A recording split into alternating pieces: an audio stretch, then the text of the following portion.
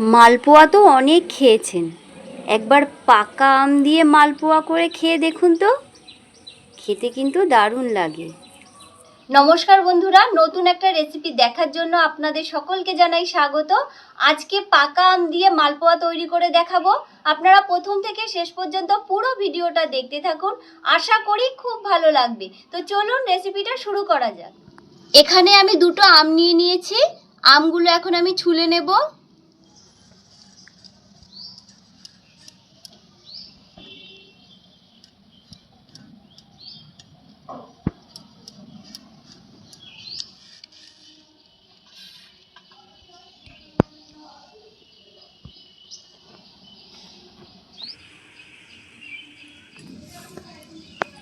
আমি একটা মিক্সির জার নিয়ে নিয়েছি,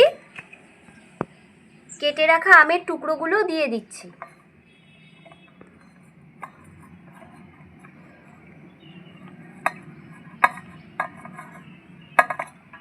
সামান্য একটু দুধ দিয়ে দিচ্ছি। এখন খুব ভালো করে পেস্ট করে নেব। আমটা দেখুন খুব সুন্দর করে পেস্ট করে নিয়ে এসেছি।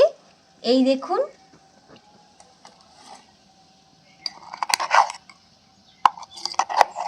মালপোয়া করার জন্য কিন্তু এরকম সুন্দর করে পেস্ট করে নিতে হবে। আমি একটা বাটি নিয়ে নিচ্ছি, 1 কাপ সুজি দিয়ে দিচ্ছি, 1 কাপ চিনি দিয়ে দিচ্ছি। এখানে আমি 1 কাপ ময়দা নিয়েছি, দিয়ে দিচ্ছি। পেস্ট করা আমটা দিয়ে দিচ্ছি।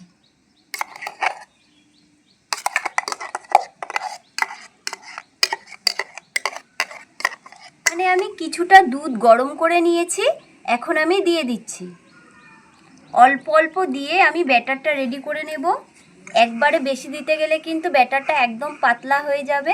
একদম পাতলা হয়ে গেলে কিন্তু মালপোয়া একদম বাজে হবে, ফুলবে না।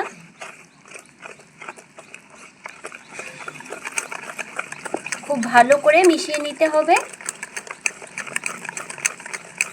ওপর থেকে কিছুটা মৌরি ছড়িয়ে দিচ্ছি, মৌরিটা দিলে মালপোয়াটা খেতে কিন্তু বেশ সুন্দর লাগবে। এখন আবার খুব ভালো করে মিশিয়ে নিচ্ছি। এখন মালপোয়া করার জন্য ঠিক ব্যাটারটা এরকম রাখতে হবে, একদম ঘনও না একদম পাতলাও না। এই দেখুন, 5 মিনিটের জন্য ঢেকে রেখে দেব। কড়াইতে কিছুটা সাদা তেল খুব ভালো করে গরম করে নিয়েছি, এখন মালপোয়াগুলো ভেজে নিচ্ছি।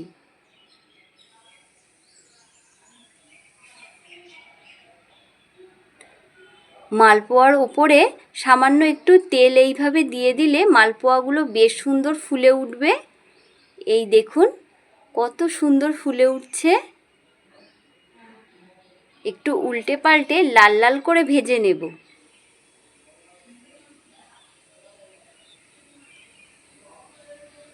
দেখুন লাল করে ভাজা হয়ে গেছে, এখন আমি নামিয়ে নেব।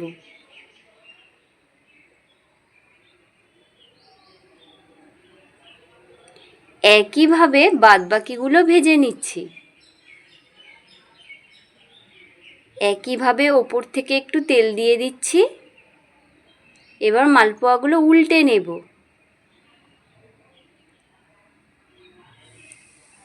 এখন আমি তুলে নিচ্ছি। একটা প্লেটের মধ্যে সাজিয়ে নিয়েছি। আম থাকতে থাকতে একবার এইভাবে মালপোয়া করে খেয়ে দেখুন, কতটা নরম হয়েছে আর ভেতরে দেখুন কত সুন্দর জালিদার হয়েছে। আজকের ভিডিওটা আপনাদের কেমন লাগলো অবশ্যই কমেন্ট করে জানাবেন। আজকের মতন এই পর্যন্ত। ভালো থাকবেন, সুস্থ থাকবেন।